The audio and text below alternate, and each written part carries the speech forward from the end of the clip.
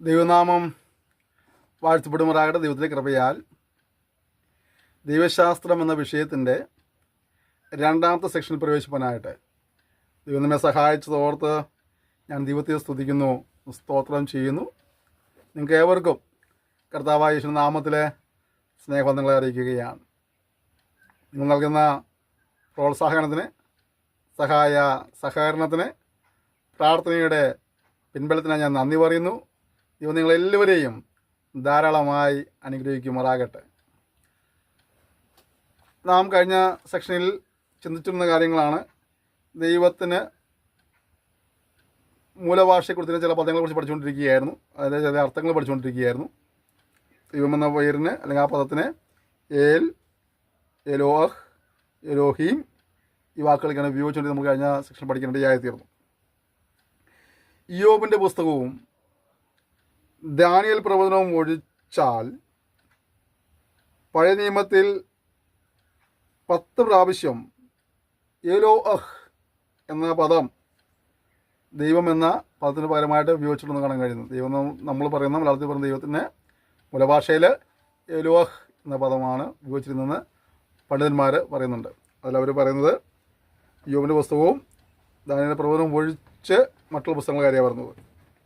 എന്നാൽ ഇയ്യോബിൻ്റെ പുസ്തകത്തിൽ മാത്രം 41 പ്രാവശ്യവും ദാനിയേൽ പ്രവചനത്തിൽ 4 പ്രാവശ്യവും ഈ പദം ഉപയോഗിച്ചിട്ടുണ്ട് എന്നാണ് പണ്ഡിതന്മാർ അവകാശപ്പെടുന്നത്. എലോഹ് എന്ന പദം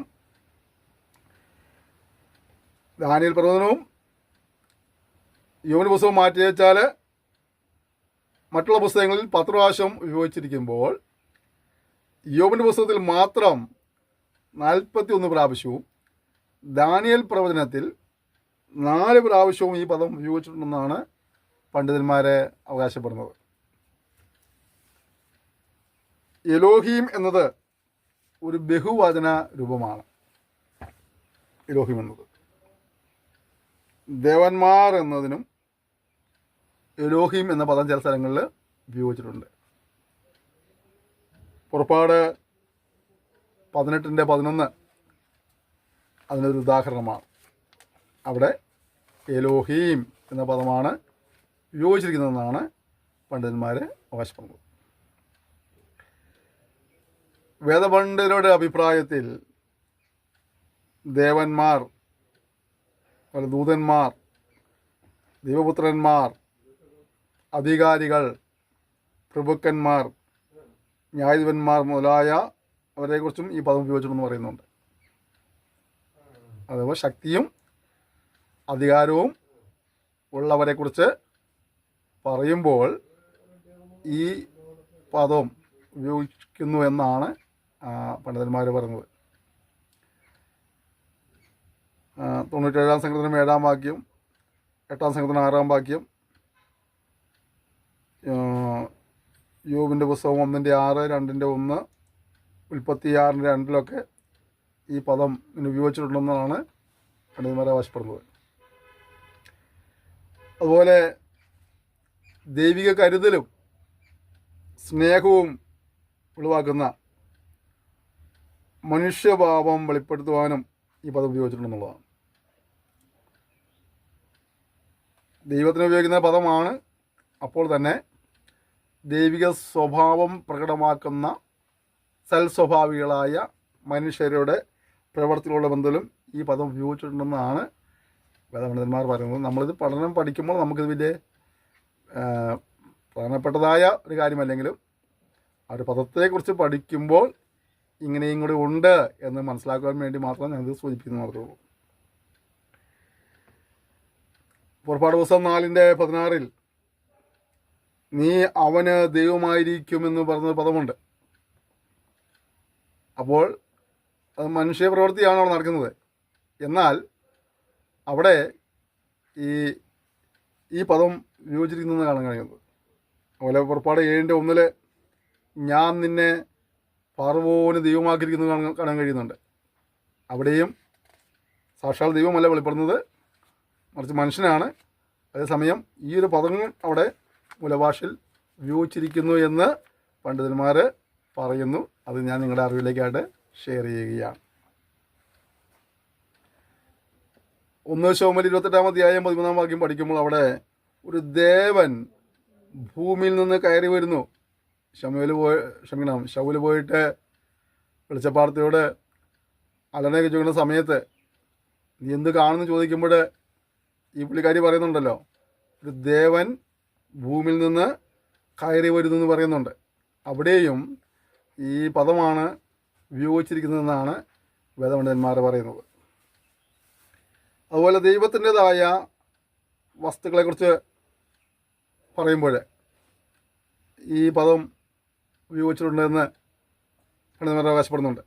ഉദാഹരണത്തിന് ദൈവത്തിൻ്റെ പർവ്വതം, ദൈവത്തിൻ്റെ ആലയം, ദൈവത്തിൻ്റെ പെട്ടകം, അങ്ങനെയൊക്കെ പറയുമ്പോഴും ഈ പദമാണ് ഉപയോഗിച്ചിരിക്കുന്നത് എന്ന് പറയുന്നത്. ദൈവം എന്ന ഭാഗത്തൊക്കെ ഈ ഒരു പദം ഉപയോഗിച്ച് നമുക്ക് കാണാൻ കഴിയുന്നുണ്ട്. യിരെമ്യാപ്രവചനം 32-ാം അധ്യായം 27-ാം വാക്യം വായിക്കുമ്പോൾ ഇങ്ങനെ കാണുന്നില്ലേ, ഞാൻ സകല ജഡത്തിൻ്റെയും ദൈവമായ യഹോവ എന്ന് കാണുന്നുണ്ട് അല്ലേ. സകല ചരാചരങ്ങളുടെയും ദൈവമാണ്. അതുപോലെ ഉൽപ്പത്തി 17:1 കാണുന്നതിനാണ് 17:1 28:1 കാണുന്നത് സർവശക്തനായ ദൈവത്തെക്കുറിച്ചാണ്. നമ്മൾ കഴിഞ്ഞ സെക്ഷനിലും നമ്മുടെ ദൈവം സർവശക്തനാണെന്ന് പറയുന്നുണ്ടായിത്തീർന്നു. ഒരു കാര്യം മനസ്സിലാക്കുക, നമ്മുടെ ദൈവം ആരാണ്? സർവ ചരാചരങ്ങളുടെയും ദൈവമാണ് എന്ന് പറഞ്ഞാൽ എന്താണ്? എല്ലാറ്റിനെയും പരിപാലിക്കുന്ന, എല്ലാത്തിനും വേണ്ടി കരുതുന്ന ദൈവമാണ് അല്ല. ദൈവത്തിൻ്റെ പ്രവർത്തി നല്ല വെച്ചെങ്കിൽ നമ്മൾ പുസ്തകത്തിൽ വായിക്കുന്നുണ്ടല്ലോ, കരയുന്ന കാക്കക്കുഞ്ഞിനും കാട്ടിലെ മൃഗങ്ങൾക്കും അതതിൻ്റെ ആഹാരം കൊടുക്കുന്നു എന്ന് പറഞ്ഞാൽ എന്താണ്? നിനക്കും എനിക്കും വ്യത്യസ്തങ്ങളായ ആവശ്യങ്ങളായിരിക്കാം, വ്യത്യസ്തങ്ങളായ പ്രശ്നങ്ങളായിരിക്കാം. അല്ല, എൻ്റെയും നിൻ്റെയും ആവശ്യങ്ങൾ മനസ്സിലാക്കി, എൻ്റെയും നിൻ്റെ അവസ്ഥകൾ മനസ്സിലാക്കി നമുക്ക് ആവശ്യമായത് എന്തോ ആ വിടുതൽ തരുവാൻ നമ്മുടെ വിശ്വസനാണ്. യുവജനം പഠിക്കുന്ന എൻ്റെ പ്രിയ വിദ്യാർത്ഥികൾ, എൻ്റെ പ്രിയ സഹോദരി സഹോദരന്മാർ, നമ്മളൊക്കെ വ്യത്യസ്തങ്ങളായ വിഷയങ്ങളുമായി, ആവശ്യങ്ങളുമായി ദൈവത്തെ സമീപിക്കുന്നവരാണ്. വ്യത്യസ്തങ്ങളായ പ്രശ്നങ്ങൾ നമ്മൾ അഭിമുഖീകരിക്കുന്നുണ്ട്. എന്നാൽ അവിടെയൊക്കെയുള്ളതായ ഒരു മറുപടി എന്താണ്? ഇതെല്ലാത്തിനും നമ്മുടെ ദൈവം മതിയായ ദൈവമാണ്. പണ്ട് എൻ്റെയൊക്കെ ചെറുപ്പത്തിലൊക്കെ അന്നത്തെ ഗവൺമെൻറ് ഹോസ്പിറ്റലിൽ കിടന്നു പോയാലേ നമ്മളെന്ത് രോഗം പറഞ്ഞാലും ഒരു മരുന്ന് കൊണ്ടു തരും. മിക്സർ എന്നാണ് പറയുക. നമ്മൾ ബേക്കറി മേടിക്കുന്ന മിക്സറല്ല, ഇത് പല മരുന്നുകൾ കൂട്ടിയുള്ളവർ ഒരു കുപ്പിയിൽ കുറച്ച് കലക്കി തരും. കുടിക്കാൻ വലിയ ടേസ്റ്റ് ഒന്നും ഉണ്ടായിരിക്കില്ല, പക്ഷേ ഏതൊരു പനി പറഞ്ഞാലും ചുമ പറഞ്ഞാലൊക്കെ ആ മരുന്ന് നമുക്ക് തരിക. സർവ്വരോഗ സംഹാരി എന്നൊക്കെ ആളുകൾ കളിയാക്കി എന്നെ വിളിക്കാറുണ്ട്. എന്നാൽ നമ്മുടെ ദൈവമാരാണ് സർവ പ്രശ്നങ്ങൾക്കും പരിഹാരം നൽകുന്നതാണ്. അവൻ ചോദിക്കുന്നില്ല എന്നാൽ കഴിയാത്ത വല്ല കാര്യമുണ്ടോ എന്ന് പറഞ്ഞാൽ നമ്മുടെ ആവശ്യങ്ങൾ നമുക്ക് വലുതാണ്, നമ്മുടെ പ്രശ്നങ്ങൾ വലുതാണ്. 10 പേരുണ്ടെങ്കിൽ 10 പേർക്കും വ്യത്യസ്ത പ്രശ്നങ്ങളായിരിക്കും, 10 പേരുടെ ആവശ്യങ്ങൾ വ്യത്യസ്തമായിരിക്കും. ഒരു കുടുംബത്തിൽ 5 പേരുണ്ടെങ്കിൽ 5 പേരുടെയും ആവശ്യങ്ങൾ വ്യത്യസ്തമായിരിക്കും അല്ലേ. എന്നാൽ ഈ 5 പേർക്കും അല്ലെങ്കിൽ ഈ 10 പേർക്കും അല്ലെങ്കിൽ ഒരു ദേശത്തിലെ മുഴുവൻ ആളുകൾക്കും ആരിൽ ആശ്രയിക്കാം? ദൈവത്തിൽ ആശ്രയിക്കാം. വ്യത്യസ്തങ്ങളായ വിഷയങ്ങളും ആവശ്യങ്ങളും പ്രശ്നങ്ങളും അവർക്കുണ്ടെങ്കിലും ദൈവം അതെല്ലാത്തിനും പരിഹാരം നൽകുന്ന സർവശക്തനായ ദൈവമാണ്. അബ്രഹാമിനോട് ദൈവം പറഞ്ഞില്ലേ, ഞാൻ സർവശക്തിയുള്ള ദൈവമാകുന്നു. അബ്രഹാമിന് ഒരുപാട് വിഷയങ്ങളുണ്ടായിരുന്നു, ഒരുപാട് പ്രശ്നങ്ങളുണ്ടായിരുന്നു, ഒരുപാട് ആവശ്യങ്ങളുണ്ടായിരുന്നു. അവൻ വലിയൊരു വേദനയുമായിട്ട് മുന്നോട്ട് പോകുന്ന വ്യക്തിയായിരുന്നു അല്ലേ. ലോകത്തിലെ മനുഷ്യരെല്ലാം നോക്കുമ്പോൾ അബ്രഹാമിന് ഇഷ്ടംപോലെ സമ്പത്തുണ്ട്, ദാസീദാസന്മാരുണ്ട്, ആടുമാടുകളുണ്ട്. അങ്ങനെ ലോകത്തിൽ പറയാവുന്ന ഒരുപാട് ശ്രേഷ്ഠതകളെല്ലാം അബ്രഹാമിനുണ്ട്. അല്ല, അബ്രഹാമും ദൈവവും ഒരുമിച്ച് കാണുമ്പോൾ അബ്രഹാമിൻ്റെ ഉള്ളിൽ അബ്രഹാം അനുഭവിക്കുന്ന വേദനയെക്കുറിച്ച് അവൻ ജീവിതത്തിൽ പറയുന്നുണ്ട്. അപ്പുറത്ത് കാണുന്ന ഒരുപാട് വലിയ വലിയ കാര്യങ്ങളെല്ലാം ഉണ്ടെങ്കിലും അബ്രഹാമിന് അത് സന്തോഷിക്കാൻ കഴിഞ്ഞതിനേക്കാൾ അപ്പുറമായിട്ട് അവൻ്റെ ജീവിതത്തിൽ അവനെ അലട്ടുന്നതായ ഒരു വലിയ വേദനയുണ്ടായിരുന്നു. അതിലം ദിവസങ്ങളിൽ അവൻ ചോദിക്കുമ്പോൾ ദൈവം പറയുന്നുണ്ട്, ഞാൻ സർവശക്തിയുള്ള ദൈവമാണ്. നിങ്ങൾക്ക് പ്രിയപ്പെട്ടവരെ, പക്ഷെ ലോകത്തിലുള്ള മനുഷ്യർ നിങ്ങളെ കാണുമ്പോൾ നിനക്കുള്ള ശ്രേഷ്ഠതകളെ നോക്കിക്കൊണ്ട് നല്ല വീടുണ്ടെന്നോ, നല്ല വണ്ടിയുണ്ടെന്നോ, അല്ലെങ്കിൽ നല്ല സൗന്ദര്യമുണ്ടെന്നോ, ആരോഗ്യമുണ്ടെന്നോ, നല്ല ജോലിയുണ്ടെന്നോ, വരുമാനമുണ്ടെന്നോ ഒക്കെ പറഞ്ഞേക്കാം. പക്ഷെ നീ ഉള്ളിൻ്റെ ഉള്ളിൽ നീ അനുഭവിക്കുന്നൊരു വേദനയുണ്ട്, ഒരു കെടുതിയുണ്ട്. നിൻ്റെ സമാധാനം നഷ്ടപ്പെട്ട, സന്തോഷം നഷ്ടപ്പെട്ട, ഊണും ഉറക്കവും നഷ്ടപ്പെട്ട ഒരു പ്രതിസന്ധിയെ നീ അഭിമുഖീകരിക്കുന്നുണ്ട്. എന്നാൽ ദൈവം ചോദിക്കുന്ന, കുഞ്ഞേ, ഞാൻ സർവശക്തിയുള്ള ദൈവമാണ് എന്ന് പറഞ്ഞാൽ അതിൻ്റെ അർത്ഥം, എനിക്ക് ഈ വിഷയം വലിയ പ്രശ്നമുള്ള കാര്യമൊന്നുമല്ല. ഞാൻ സകലത്തെയും പരിപാലിക്കുന്ന സർവ ചരാചരങ്ങളുടെയും ഉടയവനാണ്. അതുകൊണ്ട് എനിക്ക് കഴിയാത്തൊരു കാര്യവുമില്ല. ഈ സന്ദേശം കേൾക്കുന്നവർ ആരെങ്കിലും ക്ലാസ് ആദ്യമായിട്ട് അറ്റൻഡ് ചെയ്യുന്നവരാണെങ്കിൽ നിങ്ങളോട് പറയാനുള്ളത്, നീ ഭാരപ്പെടുന്ന വിഷയത്തിന്മേൽ പരിഹാരം കാണാൻ മാർഗമില്ലെന്ന് ചിന്തിക്കുന്നുണ്ടെങ്കിൽ, അതുകൊണ്ട് ജീവിതം അവസാനിപ്പിക്കാൻ ആഗ്രഹിക്കുന്നെങ്കിൽ, ഞാൻ സ്നേഹത്തിൽ പറയട്ടെ, നിൻ്റെ ജീവിതം അവസാനിപ്പിക്കുകയൊന്നും വേണ്ട. നിന്റെ സമാധാനവും സന്തോഷവും തരുവാൻ കഴിയുന്ന ഒരു ദൈവമുണ്ട്. അവൻ അസാധ്യമായിട്ടൊന്നുമില്ല. ആ പ്രശ്നങ്ങളെ നിന്നെ സഹായിപ്പാൻ വേറെ ആരും നിനക്കില്ലായിരിക്കാം, അല്ലെങ്കിൽ ഭൂമിയിലെ ആർക്കും നിന്നെ സഹായിക്കാൻ കഴിയില്ലായിരിക്കാം. ദൈവത്തിൽ ആശ്രയിക്കുക, നിശ്ചയമായും അവനെ സഹായിപ്പാൻ ഇടയായിത്തീരും. അവസ്ഥകൾക്ക് മാറ്റം വരുത്തുകയും സ്ഥിതികൾക്ക് ഭേദം വരുത്തുകയും നീ ദൈവിക നന്മകളെ അനുഭവിപ്പാൻ ദൈവം നിനക്ക് അവസരമൊരുക്കുകയും ചെയ്യും. അതുകൊണ്ട് ആ ദൈവത്തിൽ ആശ്രയിപ്പാനെ കർത്താവിനെ സഹായിക്കുമാറാകട്ടെ. പലപ്പോഴും മനുഷ്യനെയും ദൈവത്തെ തമ്മിൽ അകറ്റുന്നത് എന്താണ്?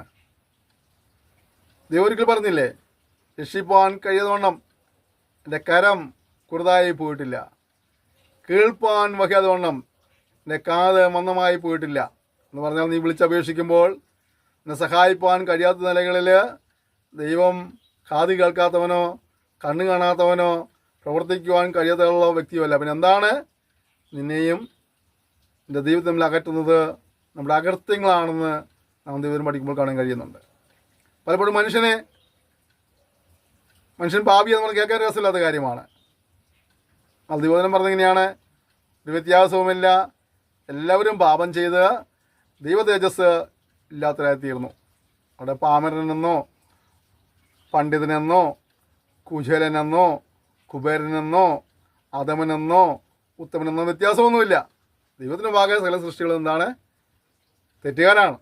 അതുകൊണ്ട് തന്നെ അവരെല്ലാം ആരാണ്? ശിക്ഷയ്ക്ക് ഉടമകളാണ്. അത് ഈ ശിക്ഷയിൽ നിന്ന് മനുഷ്യൻ എന്ത് ചെയ്യാൻ കഴിയില്ല? സ്വയമായി രക്ഷപ്രാപിക്കാൻ കഴിയില്ല. നമ്മൾ രക്ഷിപ്പാൻ കർത്താവായ യേശുക്രിസ്തു ക്രൂശിൽ മരിച്ചു. ആ ക്രൂശ് മരണത്തിൽ വിശ്വസിച്ച് പാവങ്ങളേറ്റ് പറഞ്ഞ് ഉപേക്ഷിച്ച് ദൈവത്തെ ഭയപ്പെട്ട് ജീവിക്കുവാൻ, ദൈവത്തെ അനുസരിച്ച് ജീവിപ്പാൻ തീരുമാനമെടുക്കുന്നതിലൂടെ, അപ്പുറം ജീവിക്കുന്നതിലൂടെ നമ്മൾ ആരായി തീരുകയാണ്? ദൈവമക്കളെ തീരുകയാണ്. അവനെ കൈക്കൊള്ളുന്ന അവൻ്റെ നാമത്തിൽ വിശ്വസിക്കുന്ന ഏവർക്കും ദൈവമക്കളെ തീരുവാൻ അധികാരം കൊടുത്തിരിക്കുകയാണ്. അങ്ങനെ ദൈവമക്കളായി തീർന്നവർക്ക് പിതാവിനോട് പോയിട്ട് കാര്യങ്ങൾ പറയാം. അവൻ സർവശക്തിയുള്ള പിതാവായതുകൊണ്ട് നിൻ്റെയും എൻ്റെയും വിഷയങ്ങളുമേൽ, നിൻ്റെ ആവശ്യങ്ങളുമേൽ നമുക്ക് വേണ്ടി അത്ഭുതം പ്രവർത്തിക്കുവാനായിട്ട് അവൻ ശക്തനായ ദൈവമാണ്. ആരും നമ്മെ സഹായിപ്പാനില്ലെങ്കിലും, ആർക്കും നമ്മെ സഹായിപ്പാൻ കഴിയില്ലെങ്കിലും ആ ദൈവം നമ്മെ നിശ്ചയമായിട്ടും സഹായിക്കും, വിടുവിക്കും. അതുകൊണ്ട് നമുക്ക് ആ ദൈവത്തിൽ കൂടുതലായി വിശ്വസിപ്പാനും ആശ്രയിപ്പാനും ഒക്കെ ഈ പാഠം നമുക്കൊരു സഹായകരമാകട്ടെ എന്ന് ആത്മാർത്ഥമായി ആഗ്രഹിക്കുകയും പ്രാർത്ഥിക്കുകയും ചെയ്യുക.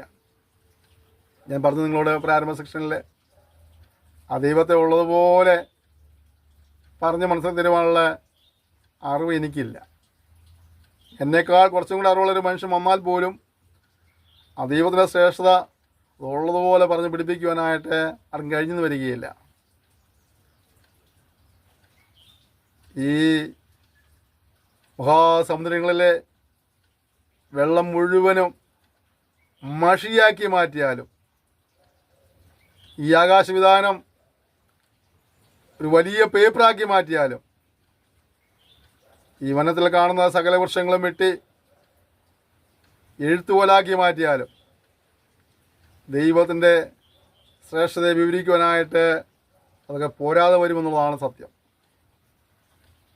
നമ്മൾ ഏതെങ്കിലും കുറച്ച് കാര്യങ്ങൾ മനസ്സിലാക്കിയിട്ടുണ്ടായിരിക്കാം.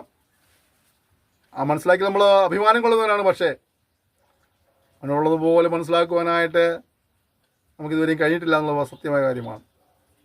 അപ്പോൾ തന്നെ ഇതേക്കുറിച്ച് പഠിക്കുവാനും ഇവനും ധ്യാനിപ്പാനും നമ്മൾ ദിവസങ്ങളിൽ നമ്മൾ സമയം കണ്ടെത്തുന്നത് നന്നായിരിക്കും. ദൈവത്തെക്കുറിച്ച് പറയുമ്പോൾ സങ്കീർത്തനങ്ങൾ നമ്മൾ പഠിക്കുമ്പോൾ ഇങ്ങനെ കാണുന്നത് 48-ാം വാക്യം 18-ന്റെ 48 കാണുന്നത് ഇങ്ങനെയാണ്: അവൻ രക്ഷയുടെ ദൈവമാണ്, വിടുവിക്കുന്ന ദൈവമാണ്, ആശ്വസിപ്പിക്കുന്ന ദൈവമാണ്. പാപത്തിന് ശിക്ഷയുണ്ടെന്ന് പറയുമ്പോൾ തന്നെ അവൻ നമ്മെ രക്ഷിക്കുന്ന ദൈവമാണ്. രക്ഷ എന്ന പദത്തിന് ശിക്ഷയിൽ നിന്നുള്ള വിടുതൽ എന്ന് മാത്രമല്ല, വിടുതൽ, ആശ്വാസം എനിക്കുള്ളതായ ഒരുപാട് വിശാലമായ അർത്ഥങ്ങൾ അതിനുണ്ട്. അപ്പോൾ നമ്മുടെ ദൈവം രക്ഷിക്കുമെന്ന് പറഞ്ഞാൽ പാപത്തിന് ശിക്ഷയിൽ നിന്നുള്ള രക്ഷ മാത്രമല്ല, ഈ ഞാനും അഭിമുഖീകരിക്കുന്നതായ ഓരോ വിഷയത്തിൽ നിന്നും, ഓരോ പ്രതിസന്ധിയിൽ നിന്നും, ഓരോ പ്രതികൂലത്തിൽ നിന്നും വിടുവിപ്പാൻ നമ്മുടെ ദൈവം വിശ്വസനാണ്. അതുകൊണ്ട് നീ വിശ്വസിക്കണം. നീ ഇന്ന് ഫേസ് ചെയ്യുന്നതായ പ്രശ്നങ്ങൾ ഏതുമാകട്ടെ, ആവശ്യങ്ങൾ ഏതുമാകട്ടെ, അവസ്ഥ ഏതുമാകട്ടെ, നിരാശപ്പെട്ടു പോകേണ്ട ആവശ്യമില്ല. നിശ്ചയമായും ദൈവം നിന്നെ അനുഗ്രഹിക്കും, സഹായിക്കും, വിടുവിക്കും. അതുകൊണ്ട് ഒരു നിരാശയും വേണ്ട. അവൻ രക്ഷിക്കുന്ന ദൈവമാണ്. 18-ാം സങ്കീർത്തനം 48-ാം വാക്യം. അപ്പോൾ നമ്മൾ 48-ാം സങ്കീർത്തനം പഠിക്കുകയാണെന്നില്ലേ, ഈ ദൈവം എന്നുമെന്നേക്കും നമ്മുടെ ദൈവമാകുന്നു. അവൻ നമ്മെ ജീവപര്യന്തം വഴി നടത്തും. കുറച്ച് കാലം നമ്മുടെ കൂടെ ഇരുന്നിട്ട് പിന്നെ നമ്മൾ വിട്ടുപോകുന്ന ഒരാളെയല്ല നമ്മൾ സേവിക്കുന്നത്. മാനുഷിക ബന്ധങ്ങൾ അങ്ങനെയാണല്ലോ അല്ലേ? കുറച്ച് കാലമൊക്കെ നമ്മുടെ കൂടെ ഉണ്ടാവും, പിന്നെ ചിലപ്പോൾ വേണമെങ്കിൽ അത് നമ്മൾ വിട്ട് ഉപേക്ഷിച്ചൊക്കെ പോയെന്ന് വരും. അത് ദൈവം ഒരിക്കലും നമുക്ക് അങ്ങനെ ഉപേക്ഷിക്കുന്നില്ല. നമ്മെ സ്നേഹിക്കുന്നു. സ്നേഹിക്കുക മാത്രമല്ല, നമ്മുടെ കൂടെ ആരെല്ലാം മാറിപ്പോയാലും, ആരെല്ലാം ഉപേക്ഷിച്ചാലും ഞാൻ നിന്നെ ഒരു നാളും ഉപേക്ഷിക്കുകയില്ല, കൈവിടുകയില്ല എന്നുള്ളതാണ് ദൈവത്തിൻ്റെ വാഗ്ദത്തം. ഒരു നാൾ ഉപേക്ഷിക്കില്ല, കൈവിടുകയില്ല. യേശു ക്രിസ്തു ഇന്നലെയും ഇന്നും എന്നേക്കും അനന്യനായ ദൈവമാണ്, മാറ്റമില്ലാത്തവനാണ്. നമുക്കറിയാം, കഴിഞ്ഞ കുറേ കാലങ്ങൾക്ക് മുമ്പൊക്കെ നമ്മളോട് സ്നേഹിതന്മാരായിരുന്ന, നമ്മുടെ ഒപ്പം ഉണ്ടും ഉറങ്ങി നടന്ന ആളുകൾ ചിലപ്പോൾ നമ്മൾ പലരും നമ്മുടെ കൂടുതലില്ല അല്ലേ? നമുക്ക് ഒരുമിച്ച് മുന്നോട്ട് പോകാമെന്ന് പറഞ്ഞാൽ പലരും നമ്മുടെ കൂടെ നിന്നില്ല.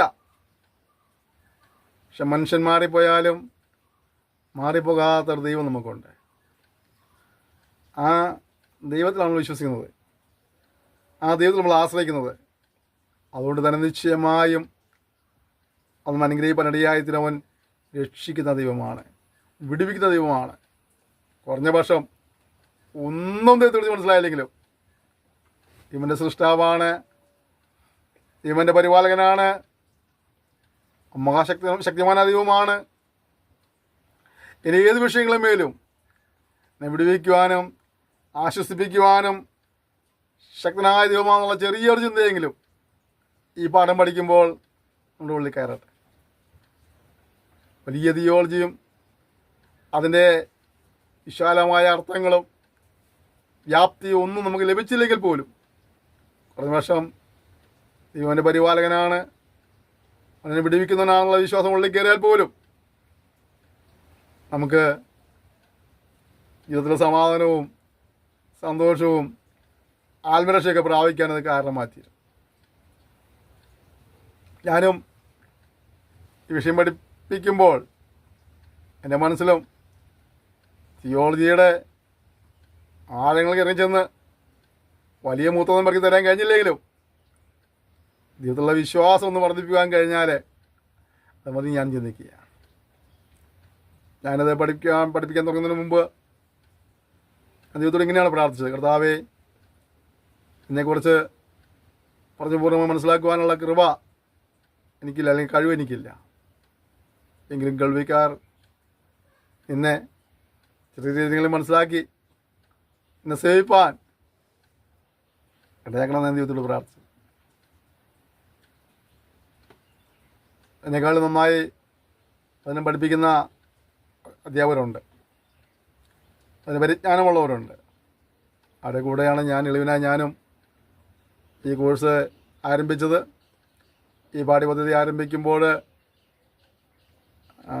8ഓളം ദേവദാസന്മാർ നമ്മുടെ കൂടെ അതിനെ പഠിപ്പിക്കാനായിട്ട് ഒരുങ്ങുന്നവരുണ്ടായിരുന്നു.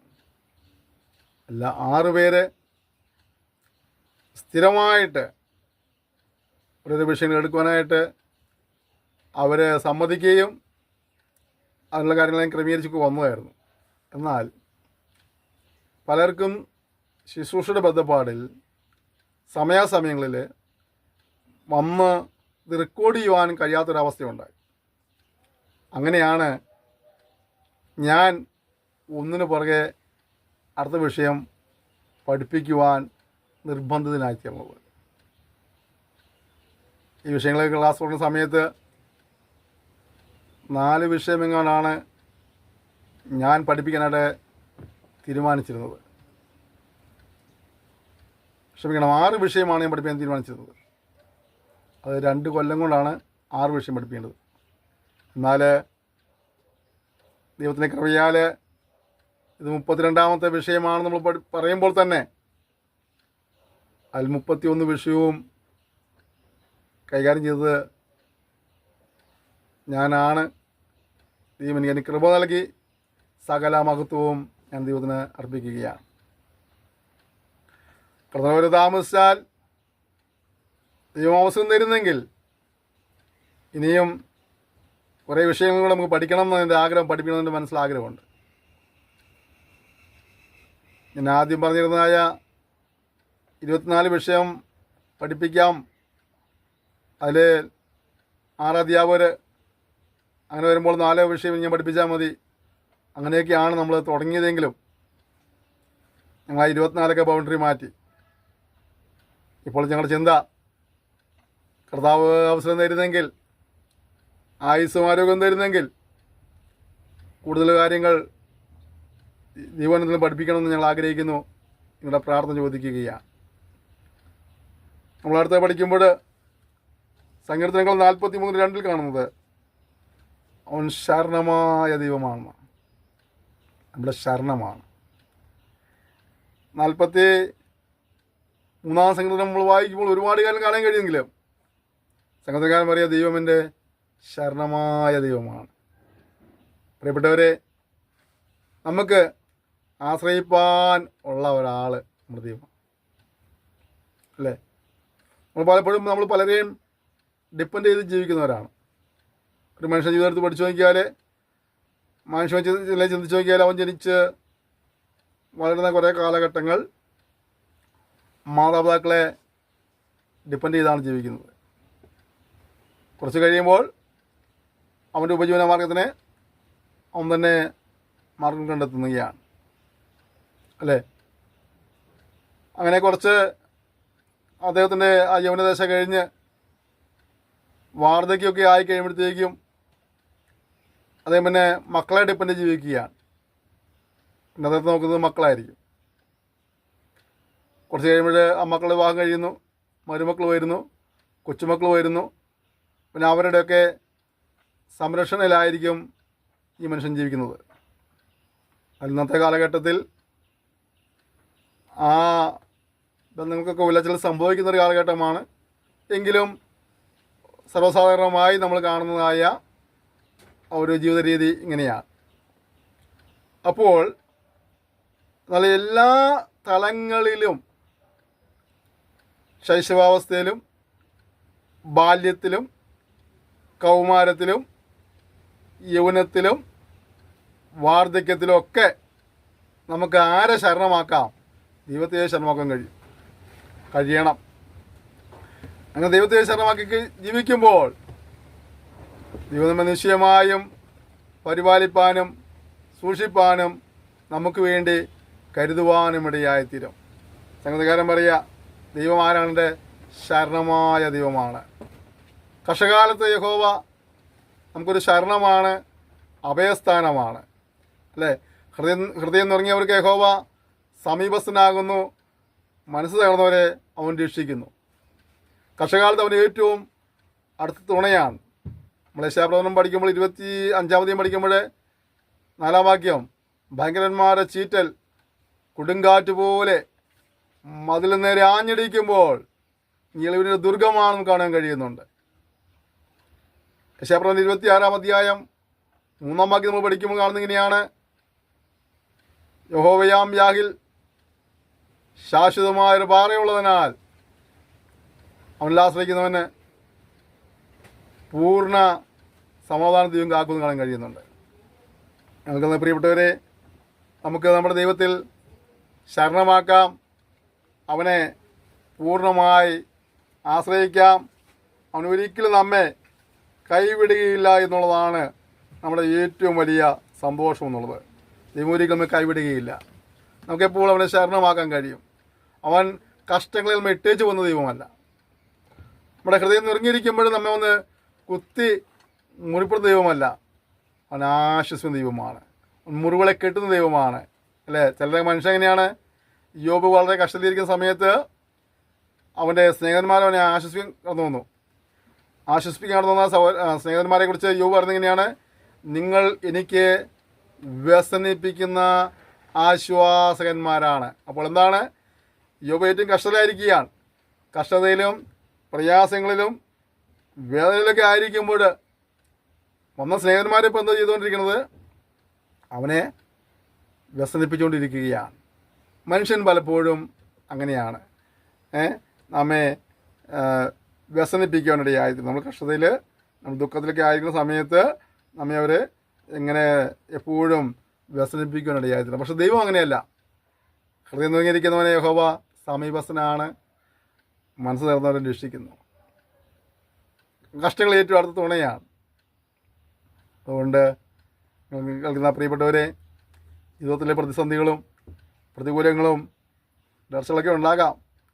പഠിക്കുന്ന വിഷയം തിയോളജിയാണ്, ദൈവശാസ്ത്രമാണ്, ഒക്കെ എനിക്കറിയാം. അപ്പോൾ തന്നെ നമ്മുടെ ദൈവം ആരാന്ന് ഒന്ന് മനസ്സിലാക്കിയിട്ട് ആ ദൈവത്തിൽ ആശ്രയിക്കുന്നെങ്കിൽ സമാധാനവും സന്തോഷവും രോഗസൗഖ്യവും വിടുതലുകളും നന്മകൾ തരുവാൻ വിശ്വസന.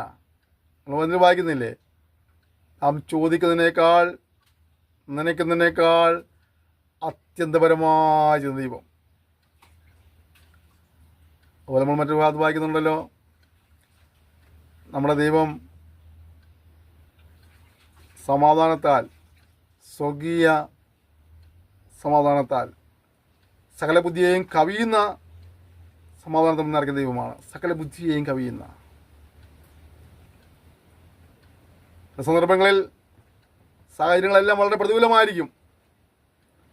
അനുകൂലമായ ഒരു ഘടകവുമില്ലായിരിക്കാം. സമാധാനം പ്രാപിക്കുവാൻ, സന്തോഷം പ്രാപിക്കുവാൻ, വിടുതൽ പ്രാപിപ്പാൻ, രോഗസൗഖ്യം പ്രാപിപ്പാൻ ഒരു സാഹചര്യവും അനുകൂലമായിട്ടുള്ളതല്ലായിരിക്കും.